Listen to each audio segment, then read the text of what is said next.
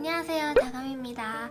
이번 영상에서는 빈티지 케어법에 대해서 공유하려고 해요. 다들 아끼시는 빈티지 하나쯤은 옷장에 가지고 계실 텐데 한 번쯤은 어떻게 관리해야 될까에 대한 고민을 해보셨을 것 같아요. 빈티지는 하나밖에 없으니까 한 번 잘못돼버리면 소생 불가잖아요. 그래서 저도 어떻게 하면은 정말 오랫동안 간직할 수 있을까에 대한 고민을 정말 많이 했던 것 같아요. 그래서 그동안 제가 빈티지 쇼핑몰을 운영하면서 제가 했던 실수들이나 경험들을 바탕으로 빈티지 케어 팁을 알려드릴게요. 먼저 원단이 어떤 소재인지 알아야 돼요. 왜냐면 원단 소재를 알아야 그 다음에 어떻게 관리해야 되는지에 대한 방향성을 잡을 수 있거든요. 그러면 예를 들어서 제가 준비한 옷이 있습니다. 이거는 이제 60년대 피에르 가르댕의 옷이에요. 이렇게 빈티지 옷에 잘 이렇게 보시면은 여기 라나 96%, 폴리에스테르 4% 이렇게 적혀 있어요. 라나는 이탈리아어로 울이라는 소재라는 뜻이거든요. 그래서 이탈리안 빈티지나 이런 거 보면 가끔 이태리어로 돼 있는 것도 있고 그다음에 프랑스어로 돼 있는 것도 있고 이런데 그거는 사전 찾아보시면 쉽게 찾을 수 있어요. 그래서 이거는 울 96%, 그다음에 폴리에스테르가 4% 함유된 그런 소재인 거죠. 그런데 만약에 케어 라벨이 없다. 케어 라벨이 없는 그런 빈티지 옷도 되게 많아요. 왜냐면 뭐 일본 빈티지 같은 경우에는 8, 90년대 그런 옷이니까 웬만하면은 다 있는데 50년대, 60년대 아니면 혹은 더 그 전에 앤틱 의류들은 거의 없다고 보시면 돼요. 그럴 경우에는 이제 이게 어떤 소재인지 알 수가 없잖아요. 그럴 때 가장 직관적이고 심플한 방법은 원단을 태우는 겁니다. 이거는 저의 빈티지 옷인데 60년대 빈티지 옷이에요. 근데 케어 라벨이 없어요. 케어 라벨도 없고 라벨도 없고 아무것도 없어요. 이런 경우에 보통 만졌을 때 면 같은 소재는 이게 면이다 약간 이런 거를 알 수 있는데 이제 모르실 수도 있으니까 그럴 때 이렇게 안감 부분을 그냥 먼저 살펴보면 좋아요. 살펴보고 솔기 부분이나 이렇게 밑단 부분에 잘라도 될 만한 그런 부분이 있어요. 무슨 뒤집고 이렇게 여기 끝부분에 이렇게 솔기 부분이 있잖아요. 정리되지 않은 이런 솔기 부분, 이런 솔기 부분을 살짝 뜯어서 태우는 거예요. 그럼 이 부분을 잘라서 한번 해볼게요.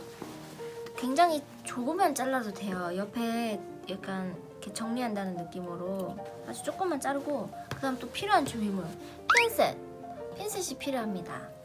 이거를 제가 요 정도 잘랐는데 이거를 이렇게 주물주물해서 덩어리를 만드세요. 그 다음에 집게에 딱 이렇게 합니다. 그 다음에 라이터로 태우는 거예요. 이때 굉장히 빠르게 냄새를 맡아야 해요.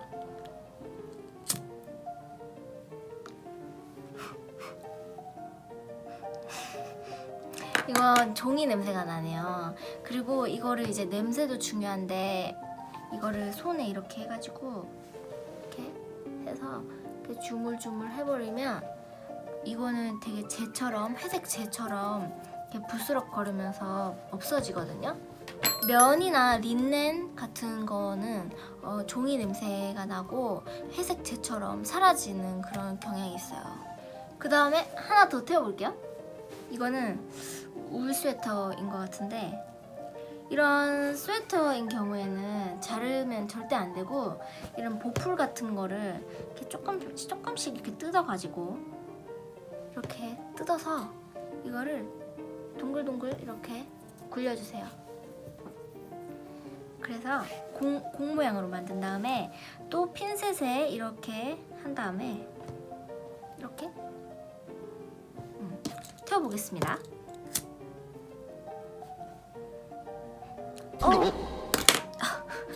굉장히 이거 100% 울인가 봐요. 엄청난 그 단백질 냄새가 나는데 이것도 조물조물 하면은 이렇게 바스락 거리면서 제가 떨어져요. 회색 제가. 그리고 가끔 울 니트 스웨터 같은 경우에 울하고 아크릴이랑 혼방된 소재가 있어요. 그럴 때는 냄새가 섞여 나거든요. 그러니까 처음에는 막 단백질 냄새가 확 나다가 갑자기 역한 냄새가 확 나면서 그 재가 단단한 그런 공 모양으로, 그러니까 부서지지 않고 딱딱한 모양으로 남거든요. 그럴 때는 혼방이라는 거. 그 다음에 손 세탁인지 드라이 클리닝인지 이거를 결정하는 게 중요해요. 사실 60년대 이전의 옷들은 저는 웬만하면 드라이 클리닝을 추천드리고 있어요. 왜냐면 데미지 없이 가장 빠르게 그리고 효과적으로 세탁을 할 수 있는 방법이라서 드라이를 추천드리는데, 면이나 린넨 같은 경우는 굉장히 오래된 빈티지 옷이라도 사실 집에서 세탁을 하실 수 있으세요. 손 세탁으로 당연히 하셔야 되는데, 빅토리안 블라우스 막 1910년대 옷인데 하얀색이에요. 근데 얼룩이 있다 이러면은 옥시크린 같은 표백제를 쓰셔도 괜찮아요. 그런데 울 스웨터 같은 경우는 집에서 이제 울 샴푸로 손 세탁 많이 하시잖아요.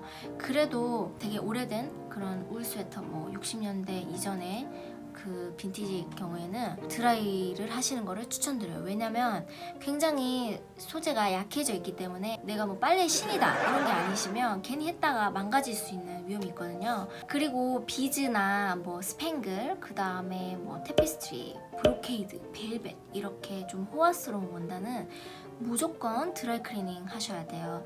근데 이런 원단들은 드라이 클리닝이라고 해도 아무데나 가서 하시면 안 되고 조금 괜찮은 전문 업체를 찾으셔서 거기 가서서 하셔야 되는데, 또 가셔서 하시기 전에 꼭 한번 여쭤보셔야 돼요. 이거 60년대 옷이고 이거 오래된 옷인데 뭐 데미지 없이 가능할까요? 이렇게 한번 여쭤보시고 하셔야 나중에 탈이 없거든요. 그리고 또 빈티지여도 세탁기로 이제 세탁하셔도 되는 그런 옷들도 있어요. 6, 70년대에 만들어진 폴리에스테르나 저지로 된 그런 원피스나 블라우스 같은 경우, 그런 경우는 세탁기로 하셔도 되는데, 다만 탈수를 하실 때 강도를 제일 약하게 하시고 3분 정도 하시는 거를 추천드려요. 세 번째는 옷 보관하기인데요. 보통 이제 옷을 개어서 보관하시는 분들도 있지만 옷걸이에 걸어서 이렇게 보관하시는 분들이 많잖아요. 그래서 보통 이제 니트류나 티셔츠 같은 거를 이제 옷걸이에 걸었을 때 어떻게 보관을 해야 되는지. 우선 옷걸이 선택이 굉장히 중요한데요. 제가 좀 비추하는 옷걸이가 뭐냐면 세탁소 옷걸이인데, 보통 사람들이 니트류나 티셔츠 같은 거를 드라이 클리닝을 맡겼다가 그대로 가지고 와서 옷걸이에 걸어 두시더라고요. 근데 이 옷걸이가 제가 한번 보여드릴게요. 이렇게 어깨 모양이 도드라져요. 장시간 두시면은 이 니트 변형이 오거든요. 티셔츠도 마찬가지고요. 그래서 철사 옷걸이는 웬만하면 안 쓰시는 게 좋고, 만약에 이게 버리기가 아깝다, 꼭 써야겠다 하시는 분들은 니트류를 걸어 두실 때 쓰시면 돼요. 니트를 이렇게 접으신 다음에 시옷 모양을 만드세요. 시옷 모양을 만드시고 이거를 옷걸이에 거시는 거예요.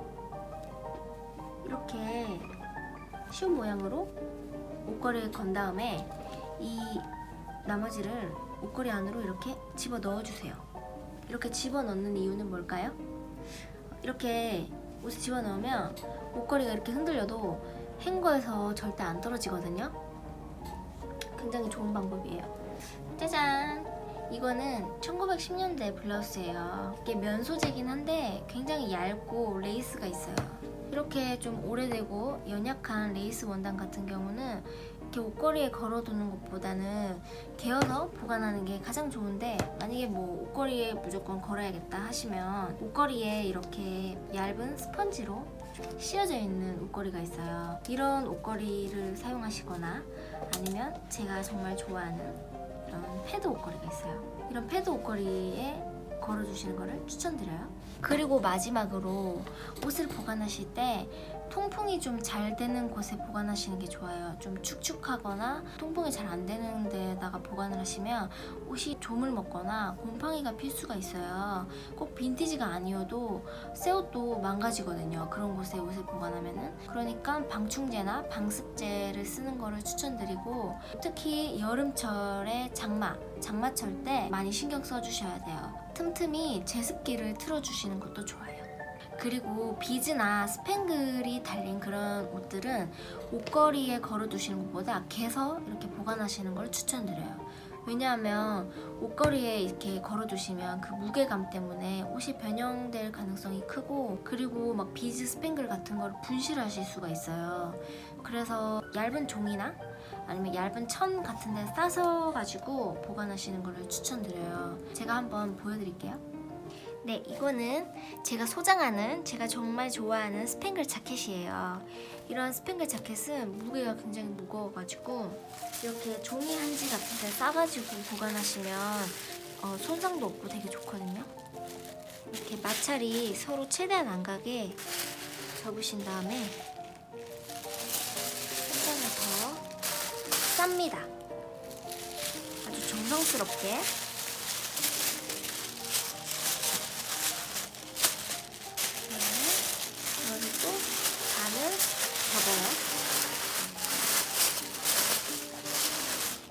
접어서 끝에만 이렇게 오므리셔서 그대로 수납장에 이렇게 넣으셔서 차곡차곡 쌓아서 보관하시면 돼요. 보통 이런 스팽글이나 비주류를 같이 보관하시는 게 좋으신데, 이렇게 종이 한지에 쌓아 놓으시면 뭐 비즈 분실 이런 것도 없고 오랫동안 보관하셔도 손상 없이 잘 보관하실 수 있어요. 다림질은 스팀 다리미가 있고 그냥 다리미가 있잖아요. 근데 빈티지 의류는 무조건 스팀으로 다려주시는 걸 전 추천드려요.